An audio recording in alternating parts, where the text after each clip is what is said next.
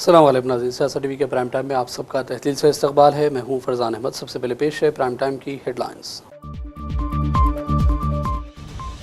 Chief minister Revanth Reddy ने बाबू जगजीवन राम भवन में गुरुकुल अवार्ड्स तकरीब में की शिरकत। स्पीकर रियासती असम्बली और रियासती उज़रा भी थे मौजूद। चीफ मिनिस्टर रेवंत रेड्डी ने रियासत में बारिश की सूरत हाल, इंद्रमा हाउसिंग, दीगर उमूर पर जिला कलेक्टर्स के साथ वीडियो कॉन्फ्रेंस का किया इनेकाद। मुख्तलिफ उमूर पर दी अहदेदारों को हिदायत। बकरीद के पेश नज़र जानवरों की मुंतकिली पर गैर समाजी अनासर की जानिब से मुश्किलात का सामना। अक़लियती कमीशन तेलंगाना के चेयरमैन तारिक अंसारी ने महकमा पुलिस के अहदेदारों को लिखा इक़दामात के लिए मकतूब। Commissioner police Hyderabad C V Anand ने समाज के तमाम तबक़ात की नुमाइंदगी करने वालों के साथ मीटिंग में की शिरकत। ईद उल अज़हा के मौके पर हिरासानी के वाक़यात रोकने और पुरअमन माहौल में ईद मनाने के सिलसिले में तबादले ख़याल। सुप्रीम कोर्ट से अली खान महमूदाबाद की बुरी जमानत में तोसी, इजहार राय पर पाबंदी नहीं मगर तबसरों से रोक, अदलिया का फैसला। और गाजा में जालिम इसराइली फौज की जानिब से निहत्ते फ़लस्तीनियों के क़त्ल-ए-आम के 600 दिन गुजर चुके। जालिम इसराइल की दरिंदगी अभी नहीं थमी। ताज़ा हमलों में 23 फ़लस्तीनियों की शहादत। हेडलाइंस आपने देखी और पेश खबरों की तफसीलात शुरुआत करेंगे तेलंगाना और हैदराबाद की खबरों से। चीफ मिनिस्टर रेवंत रेड्डी ने बाबू जगजीवन राम भवन में गुरुकुल अवार्ड्स तकरीब में शिरकत की। इस मौके पर मुतअद्दिद रियासती वज़रा, स्पीकर रियासती असम्बली जी प्रसाद कुमार और दीगर अहदेदारान भी मौजूद थे। इस मौके पर चीफ मिनिस्टर ने खिताब भी किया। మిత్రులు బట్టి విక్రమార్క గారిని, శాసనసభ అంబేద్కర్ గారి నాయకత్వంలో ఈ రాజ్యాంగాన్ని దేశానికి అందించడం జరిగింది. డాక్టర్ బాబాసాహెబ్ అందించిన రాజ్యాంగం, ఆ స్ఫూర్తి ఈనాడు కాంగ్రెస్ పార్టీ ఎస్సీ ఎస్టీ రిజర్వేషన్లు అందించడం ద్వారా సమాజంలో అణిచివేతకు గురైతున్న వీళ్లను, పాలితులుగా ఉన్న దళితులను, గిరిజనులను పాలకులుగా తయారు చేసి పాలసీలను ఈ దేశానికి అందించే అవకాశం కాంగ్రెస్ పార్టీ ఇచ్చింది. అందుకే వీళ్ళు చదువుకొని విద్యలో, ఉద్యోగాలలో, వృత్తి నైపుణ్యంలో కాంగ్రెస్ పార్టీ అందించిన రిజర్వేషన్లను అందిపుచ్చుకొని డాక్టర్లుగా, ఐపీఎస్లుగా, ప్రజాప్రతినిధులుగా ఈరోజు ఈ సమాజంలో రాణించి ఈరోజు ఈ వేదిక మీద నిలబడి మీకు ఆదర్శంగా మీ ముందు నించున్నారు. దీనికి ప్రధానమైన కారణం కాంగ్రెస్ పార్టీ, పండిత్ జవహర్లాల్ నెహ్రూ గారు, శ్రీమతి ఇందిరాగాంధీ గారు. మిత్రులారా, ఈరోజు ఈ గౌరవం, ఈ సమాజంలో గుర్తింపు వీళ్ళకు కులం వల్ల రాలేదు, వీళ్ళకు చదువు వల్ల గుర్తింపు వచ్చింది. చదువే ఈరోజు వాళ్ళని గౌరవం తెచ్చిపెట్టింది. ఆ చదువే ఈ వేదిక మీద ఈరోజు కూర్చోబెట్టింది. అప్పుడప్పుడు మేము మంచి ఇంగ్లీష్ మాట్లాడాలి ఎవరైనా ఉన్నారా అన్నప్పుడు గడ్డం వినోద్ గారిని నేను చూపిస్తుంటే హెచ్పిఎస్లో బ్రహ్మాండంగా చదువుకొని ఈరోజు మంచి లాంగ్వేజ్ పట్టు ఉన్న ఒక ప్రజాప్రతినిధిగా గడ్డం వినోద్ గారిని మేము చూపిస్తుంటాం.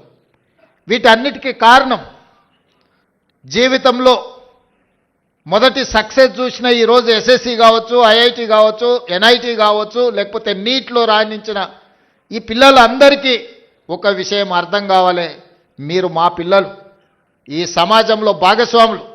రేపు ఈ తెలంగాణ సమాజం పునర్నిర్మించాలంటే తెలంగాణ సమాజంలో रेवंत रेड्डी ने तेलंगाना में बारिश की सूरत हाल, इंद्रमा हाउसिंग और दीगर कई मामलात पर जिला कलेक्टर्स के साथ वीडियो कॉन्फ्रेंस की। आला सतही इजलास में डिप्टी चीफ मिनिस्टर भट्टी विक्रमार्क, रियासती वज़रा टी नागेश्वर राव और दीगर वज़रा भी मौजूद रहे। इजलास से खिताब में रेवंत रेड्डी ने जिला कलेक्टरान को मानसून की आमद और बारिश के पेश नज़र सख्त चौकसी की हिदायत दी। उन्होंने कहा कि बारिश के नतीजे में किसानों से धान की खरीदी का अमल मुतासर न होने पाए। जिला कलेक्टरान को हिदायत दी गई कि वो बारिश के नुकसानात से बचाव के लिए भी मनसूबाबंदी कर लें और अहदेदारों की टीमों को तश्कील दें। चीफ मिनिस्टर ने यह भी कहा कि 29 और 30 मई को इंचार्ज वज़रा मुताल्लिक़ा अज़ला का दौरा करते हुए इंद्रमा हाउसिंग के इस्तिफ़ादा कुनिंदगान का भी इंतखाब मुकम्मल कर लें। रेवंत रेड्डी ने कहा कि 1 जून तक ये अमल मुकम्मल हो जाए। चीफ मिनिस्टर ने 2 जून को तमाम अज़ला में यौम तासीस तक़रीब के बड़े पैमाने पर इनेकाद की हिदायत दी।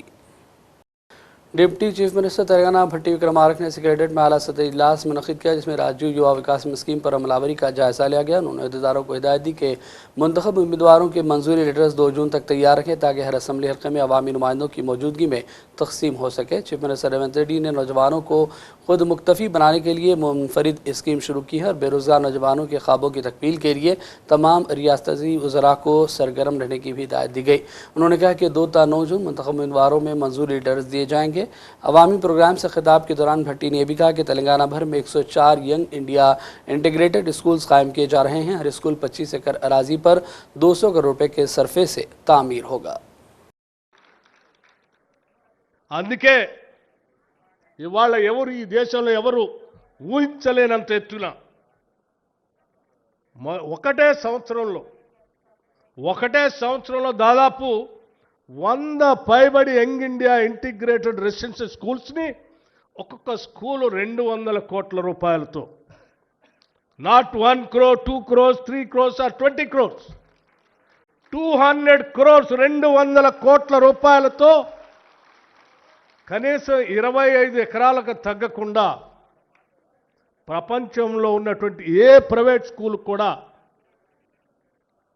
మనకంటే బాగుందని ఎవరు అనుకోవటానికి లేదు. వాటన్నిటికంటే కూడా ఇవి బాగుండాలని ప్రత్యేకంగా శ్రద్ధ తీసుకొని ఒక 100 స్కూల్స్ని ఈ సంవత్సరమే 104 స్కూల్స్ అనుకుంటా ఈ సంవత్సరమే శాంక్షన్ చేసి ఈ దేశ చరిత్రలో ఒక సువర్ణ అధ్యక్షాన్ని రాయగలిగామనంటే కేవలం ఆ తపన ఉంది కాబట్టి చేయగలుగుతున్నాం. चेयरमैन अखिलती कमीशन तेलंगाना तारिक अंसारी ने तेलंगाना जमीयत कुरैश की जानिब से अखिलती कमीशन को बकरीद के पेश नज़र मकतूब मौसूल होने पर रियासती director general of police, commissioner police Hyderabad और दीगर को इस सिलसिले में मकतूब इरसाल किया और फौरी मौसर इक़दाम करने और गैर समाजी अनासर के खिलाफ कार्रवाई की दरख्वास्त की। तेलंगाना जमीयत कुरैश ने अखिलती कमीशन को इस बात से वाकिफ़ करवाया कि जानवरों की मुख्तलिफ मकामात पर मुंतकिली के दौरान बाज़ गैर समाजी अनासर की जानिब से मुख्तलिफ परेशानियाँ हैं। जानवरों के जुर्माने की अदायगी के बाद भी जानवरों को गैर ज़रूरी तौर पर जब्त किया जा रहा है। अखिलती कमीशन ने इस मामले पर मुदाखलत की और मुताल्लिक़ा हुकाम को मकतूब रवाना करते हुए मुदाखलत की दरख्वास्त की है। रियासती वज़ीर जंगलात और माहौलियात और औक़ाफ़ तेलंगाना कोंडा सुरेखा, तेलंगाना कमेटी के सदर नशीन गुलाम अफजल ब्याबानी, अलमारूफ खुसरो पाशा और वक्फ बोर्ड के चेयरमैन सैयद अज़मतुल्लाह हुसैनी और दीगर कायदीन की मौजूदगी में हज हाउस नामपल्ली से रवाना होने वाले 2025 के 30वें और आखिरी काफ़िले को विदा किया गया। ये आज़मीन हज राजीव गांधी इंटरनेशनल एयरपोर्ट से मक्का मुकर्रमा के लिए रवाना हुए। इस साल हैदराबाद एम्बार्केशन पॉइंट से कुल 9,331 आज़मीन हज रवाना हुए, जिनमें 4,481 ख़वातीन और 4,850 मर्द शामिल हैं। हमारे नुमाइंदे फ़हीम अंसारी के मुताबिक आखिरी काफ़िले की रवानगी के मौके पर तेलंगाना स्टेट हज कमेटी के एग्जीक्यूटिव ऑफिसर मोहम्मद मुजीबुद्दीन, सजाद अली और दीगर अहदेदारान मौजूद थे और प्रवास की रवानगी के वक्त मीडिया के नुमाइंदों को भी एजाज़ात से नवाजा गया।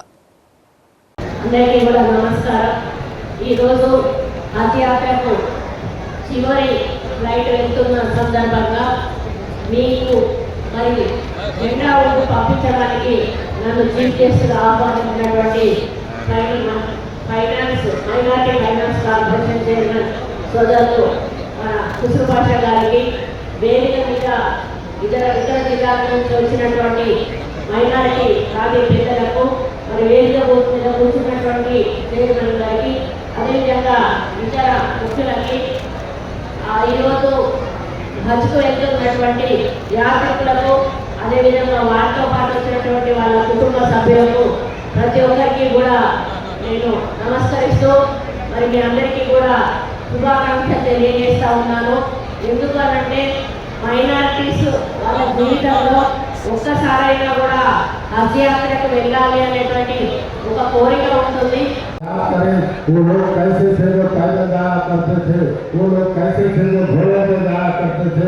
आप लोग एसी के बस में बैठकर एसी के प्लेन में हो रहे हैं और वहाँ पर भी एसी में रह रहे हैं। कितना आसान हो गया आप लोगों के लिए। अगर छोटी मोटी तकलीफ होती है तो बर्दाश्त करेंगे और खुद हल करने की कोशिश करिए।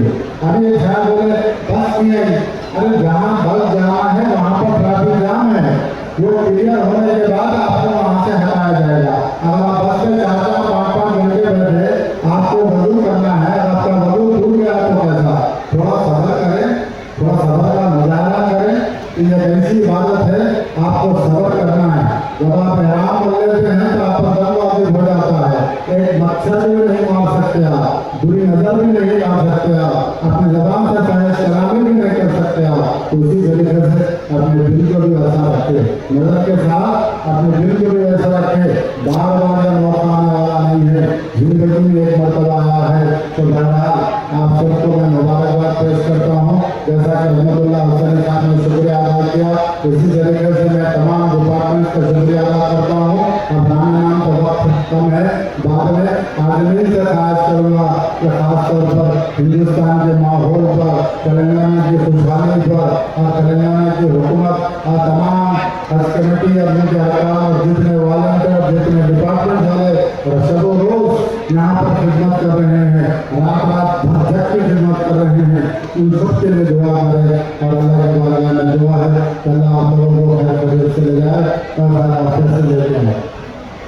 कमिश्नर पुलिस हैदराबाद सी आनंद ने समाज के तमाम तबक़ात की नुमाइंदगी करने वालों के साथ मीटिंग में शिरकत की। इजलास में बकरीद के मौके पर गाँव रक्षकों की जानिब से जानवरों के रोकने और इससे जुड़े दीगर मामलात पर बातचीत हुई। इजलास में उलमाए कराम, अवामी नुमाइंदों और पुलिस अहदेदारान ने भी शिरकत की। बाद में मीडिया से बातचीत में सी आनंद ने उम्मीद ज़ाहिर की कि ईद उल अज़हा के मौके पर पुरसुकून अंदाज में तमाम काम मुकम्मल होंगे और अमन और गंगा जमनी तहजीब को फ़रोग़ दिया जाएगा। बकरीद या ईद उल ज़ुहा का त्यौहार जून 7 को आने वाला है। इस मौके पर हर साल जिस तरीके से सालारजंग हॉल में मीटिंग लगाई जाती है, आज भी एक बैठक लगाई गई जिसमें सारे MLAs, MLCs, मौलाना, उलेमा, मशाइकीन, ख़वातीन सभी हाजिर हुए हैं। इसमें सब ने अपना अपना ख्याल और बयान आगे किया है, उसको नोट कर लिया गया है और जो भी हमने तैयारियां जो की हैं वो भी बताया गया है। पुलिस की तरफ से, GHMC की तरफ से जो प्रिपरेटरी मीटिंग्स होते हैं, इंटर डिपार्टमेंटल मीटिंग हो चुका है। फिर उस तरफ गौरक्षक के जो संगठन हैं उनके लीडर से भी मीटिंग हो चुका है। उनको भी बताया गया कि कानून की हिफाजत करने की ज़िम्मेदारी सब पर है और ये भी बताया गया कि पुलिस अपना काम करेगी, कोई इसमें दखलंदाजी करने की हिम्मत ना करे। पुलिस को बताए इन्फॉर्मेशन, एक नंबर दिया गया है 8712661155। ये नंबर पर आप फ़ोन करके बताएं। कोई भी रोड पर ना आए, कोई भी पुलिस की नौकरी या जो ड्यूटी करते हैं, पेट्रोलिंग करते हैं या चेक पोस्ट पर हो, कोई भी इसमें दखलंदाजी ना करे। तो ये बात हमारे तरफ से दोहराई गई है। हमारा शहर जो है बहुत ही तारीखी शहर है। यहाँ पे गंगा जमनी तहजीब जो है बरकरार रखने के लिए हम सब कितना मिलजुल कर हर ईद को मनाते हैं, सब मिलजुल कर काम करते हैं, पुलिस का साथ देते हैं, एडमिनिस्ट्रेशन का साथ देते हैं। इस मौके पर भी उसी तरीके से हम आप सब का ताउन लेकर ही हम आगे चलेंगे। जून 7वीं तारीख को बकरीद मनाई जाएगी और वो दिन भी GHMC और सबसे कहा गया है कि साफ़ सफाई पर वो फोकस करे। अमन और शांति के साथ ये ईद का मनाना बहुत ज़रूरी है, इसीलिए हम सबको अपना ताउन देने के लिए गुजारिश की है। शुक्रिया। हेडरा के कमिश्नर रंगनाथ और दीगर अहदेदारों ने शदीद बारिश से मुतासर हैदराबाद के इलाकों का दौरा किया। नालों के मसाइल और पानी की निकासी के इक़दाम का शख्सी तौर पर इस मौके पर जायज़ा लिया गया। याद रहे कि तेलंगाना में मानसून कबल अज़ वक्त दाखिल हो गया और दोनों शहरों हैदराबाद और सिकंदराबाद समेत दीगर अजला में बारिश का आगाज़ हो गया है। हेडरा के कमिश्नर रंगनाथ और टीम ने रामचंद्रपुरम का भी दौरा किया। बारिश के बाद पैदा सूरत हाल का जायज़ा लिया गया और ज़रूरी कार्रवाइयाँ करने के लिए मुतल्लिक़ा अहदेदारों को हिदायत भी दी गई हैं। मलबार ग्रुप की जानिब से सेहत की देखभाल, तालीम, भूख और गुर्बत के खाते में ख़वातीन को बाख्तियार बनाने, माहौलियात के तहफ़्फ़ुज़ और रिहाइश पर तवज्जो मरकूज़ करने वाले अपने इक़दाम को बढ़ाने के लिए साल 2025 और 26 के लिए 150 करोड़ रुपये मुख्तस कर दिए गए हैं। दी हंगर फ्री वर्ल्ड के तहत मलबार ग्रुप ने हिंदुस्तान और ज़ाम्बिया में रोज़ाना 70,000 गरीबों में खाना तकसीम करने का अहद किया। इस सिलसिले में आज डॉक्टर अम्बेडकर इंटरनेशनल सेंटर जनपद नई दिल्ली में एक तकरीब हुई जो कि भूख के आलमी दिन के मौके पर होती है। तफसीलात जारी करते हुए मीडिया को तफसील बताई गई। और बढ़ते हैं चंद अहम कौमी और आलमी खबरों की जानिब। सुप्रीम कोर्ट ने शिकागो यूनिवर्सिटी के प्रोफेसर अली खान महमूदाबाद की बुरी जमानत में तोसी के अहकाम जारी कर दिए। समाअत के दौरान अदालत उस्मा ने वाज़ेह कर दिया कि प्रोफेसर के बोलने और इजहार राय के हक़ पर पाबंदी नहीं है, ताहम वो केस से मुताल्लिक़ कुछ भी ऑनलाइन पोस्ट नहीं कर सकते। अदालत ने हरियाणा पुलिस से कहा कि वो प्रोफेसर अली खान के खिलाफ दर्ज एफआईआर के सिलसिले में कौमी इंसानी हकूक़ कमीशन के नोटिस पर वजाहत भी पेश करे। सुप्रीम कोर्ट के चीफ जस्टिस बी आर गवाई की सरबराही वाले कॉलेजियम ने राजस्थान समेत 4 हाई कोर्ट्स के चीफ जस्टिस के तबादले की सिफारिश कर दी। सुप्रीम कोर्ट की जानिब से बाकायदा इसमें बयान दिया गया और कहा गया कि राजस्थान हाई कोर्ट के चीफ जस्टिस मनिंदा मोहन श्रीवास्तव का तबादला मद्रास हाई कोर्ट में किया गया। त्रिपुरा के chief justice A Kumar Singh को तेलंगाना, झारखंड के chief justice justice M S. Ramachandra Rao को त्रिपुरा और मद्रास हाई कोर्ट के chief justice justice K R. Shriram का राजस्थान हाई कोर्ट में तबादला किया गया। कॉलेजियम की 26 मई को हुई मीटिंग में इन चारों हाई कोर्ट्स के जजों के तबादले की सिफारिश से मुताल्लिक़ क़तई फैसला किया गया। और बात करेंगे फ़लस्तीन की। गज़ा में ज़ालिम इसराइल फ़ौज की जानिब से निहत्ते फ़लस्तीनियों के क़त्ल-ए-आम के 600 दिन गुजर गए और ज़ालिम इसराइल की दरिंदगी अभी थमी नहीं। फ़लस्तीन के मज़लूम अवाम पर ज़ुल्म व सितम का ऐसा सिलसिला जारी है जिसकी नज़ीर इंसानी तारीख़ में नहीं मिलती। नेतन्याहू ने अमेरिका की तायीद से जंगबंदी के मुआहदे से एक तरफ़ा इनहराफ किया और तबाही का वो दर खुला जिससे इंसानियत भी काँप उठी है। दुनिया खामोश है, आलमी इदारे बेहिस हो गए हैं और अहले गज़ा रोज़ मौत के साए में सांस ले रहे हैं। गुज़िश्ता 72 दिनों से ये खून आशाम मुहिम मज़ीद शिद्दत इख्तियार कर गई। गज़ा का हर चेहरा सवाल बनकर दुनिया की आंखों के सामने झांक रहा है। गज़ा की वजारत सेहत ने बताया कि आज सुबह सेहूनी हमलों में 23 निहत्ते फ़लस्तीनी शहीद कर दिए गए। जवरिया के अल्फाखुरा कैम्प में शहरियों के ग्रुप को निशाना बनाया गया जहाँ 4 अफराद जाम शहादत नोश कर गए और मुतअद्दिद ज़ख्मी हुए। 600 दिनों से जारी ये क़त्ल-ए-आम, इज्तिमाई सज़ा और इंसानियत सूज़ मज़ालिम अक़वाम आलम के मुँह पर तमाचा है। गज़ा का हर बच्चा, हर खातून, हर बुज़ुर्ग और हर शहीद आलमी ज़मीर को झंझोड़ रहा है, मगर दुनिया खामोश तमाशाई बनी हुई है। लीबिया से ताल्लुक़ रखने वाले आमिर अल-महदी मंसूर अल-क़ज़ाफ़ी की हज पर रवानगी की कहानी ईमान को ताज़ा कर रही है। आमिर क़ज़ाफ़ी हज के इरादे से एयरपोर्ट पहुँचे, लेकिन उनके नाम में क़ज़ाफ़ी शामिल रहने की वजह से सिक्योरिटी हुकाम ने उन्हें जहाज़ में सवार होने से कुछ देर के लिए रोक लिया। तमाम कार्रवाइयाँ मुकम्मल होने तक उनके ग्रुप के तमाम लोग परवाज़ में सवार हो चुके थे और जहाज़ के दरवाजे बंद कर दिए गए। लेकिन आमिर को अल्लाह पर मुकम्मल यकीन था। उन्होंने कहा कि मैं उस वक्त तक एयरपोर्ट से नहीं जाऊंगा जब तक हज के लिए रवाना ना हो जाऊं। फिर मौजिज़ा हुआ, तैयारे में खराबी पैदा हुई और वापस एयरपोर्ट लौट आया। अमले ने पायलट से आमिर को सवार करने की दरख्वास्त की, लेकिन पायलट ने इनकार किया। तैयारा दोबारा रवाना हुआ, लेकिन फिर किसी फ़नी खराबी की वजह से वापस आना पड़ा। इस बार पायलट ने सबको हैरान कर देने वाला ऐलान किया और कहा कि जहाज़ आमिर क़ज़ाफ़ी के बगैर नहीं उड़ेगा। इस ऐलान के बाद आमिर को फौरी तौर पर सिक्योरिटी क्लियरेंस दिया गया और आखिरकार तैयारा आमिर के साथ सऊदी अरब रवाना हो गया। कांग्रेस रुकन पार्लिमान शशि थरूर ने पनामा दौरे के मौके पर कहा कि पाकिस्तान ने दहशतगर्दी के रास्ते का इंतखाब किया। जवाब में हिंदुस्तान ने ऑपरेशन सिंदूर के जरिए दहशतगर्दों को ख़त्म किया है। उन्होंने बैरूनी दौरे के मौके पर हिंदुस्तानी मौक़िफ़ के हवाले से अपना तफसीली बयान दिया। आइए देखते हैं इसका मुख्तसर सा हिस्सा। I just wanted to first of all thank you all for coming in such large numbers to greet my colleagues and myself. We have come as part of a mission to 5 countries. Our Honourable Prime Minister has sent 7 parliamentary delegations to different regions of the world. Others have gone to other countries. We started in New York with a visit to the September 11th memorial. Then we travelled to Guyana for a 2-day visit. We are now in Panama for a 2-day visit. Then we go to Colombia for a 2-day visit. Thereafter to Brasilia, where we have 2.5 days because there's also a Sunday in between. And then we go to the United States, to Washington, D.C. And the purpose of our mission is to convey a message to each of the countries that we are going to. And I should mention to all of you that we represent very many different parties. Even within the 7 members of my delegation, there are 4 parties represented. We have, 5 parties represented amongst the members of my delegation. And then I should mention to you that we also come from all parts of the country. Unfortunately, Gujarati बोलने वाले कोई नहीं है तो मैं उनको ही बुलाता। लेकिन I do want to say to you nonetheless that we are all here from different backgrounds, different states, different political parties, but united in the same message. And that is the message.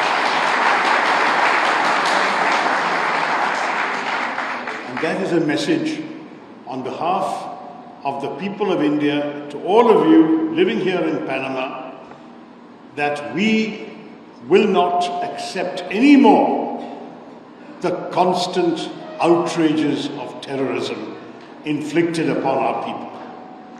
We have suffered attack after attack for almost 4 decades now. Going back from the first attacks in Kashmir in 1989 onwards, we have seen repeated outrages, civilian victims. Most of you will remember the horrors of Mumbai in 2008, what we call 26/11 because it happened on 26 November, but went on for 3 days, in which 170 people were killed. Many of you will remember many other examples. I myself wrote an article where I found about 15 examples since 2001 alone. It is just not acceptable for us to continue to bear the pain, the grief, the wounds, the losses. और अब आखिर में headlines पर डालेंगे एक और नजर। Chief minister Revanth Reddy ने बाबू जगजीवन राम भवन में गुरुकुल अवार्ड्स तकरीब में की शिरकत। स्पीकर रियासती असम्बली और रियासती उज़रा भी थे मौजूद। चीफ मिनिस्टर रेवंत रेड्डी ने रियासत में बारिश की सूरत हाल, इंदिरा हाउसिंग, दीगर उमूर पर जिला कलेक्टर्स के साथ वीडियो कॉन्फ्रेंस का किया इनेकाद। मुख्तलिफ उमूर पर दी ओहदेदारों को हिदायत। बकरीद के पेश नज़र जानवरों की मुंतकिली पर गैर समाजी अनासर की जानिब से मुश्किलात का सामना। अक़लियती कमीशन तेलंगाना के चेयरमैन तारिक अंसारी ने महकमा पुलिस के अहदेदारों को लिखा इक़दामात के लिए मकतूब। Commissioner police Hyderabad C V Anand ने समाज के तमाम तबक़ात की नुमाइंदगी करने वालों के साथ मीटिंग में की शिरकत। ईद उल अज़हा के मौके पर हिरासानी के वाक़यात रोकने और पुरअमन माहौल में ईद मनाने के सिलसिले में तबादले ख़याल। सुप्रीम कोर्ट से अली खान महमूदाबाद की बुरी जमानत में तोसी। इजहार राय पर पाबंदी नहीं मगर तबसरों से रोक, अदलिया का फैसला। और गाजा में जालिम इसराइली फौज की जानिब से निहत्ते फ़लस्तीनियों के क़त्ल-ए-आम के 600 दिन गुजर चुके। जालिम इसराइल की दरिंदगी अभी नहीं थमी। ताज़ा हमलों में 23 फ़लस्तीनियों की शहादत। प्राइम टाइम का सिलसिला फ़िलहाल यहीं ख़त्म करते हैं। मोहम्मद फरजान अहमद को पूरी टीम के साथ इजाज़त दें। देखते रहिए सियासत टीवी। अल्लाह हाफ़िज़।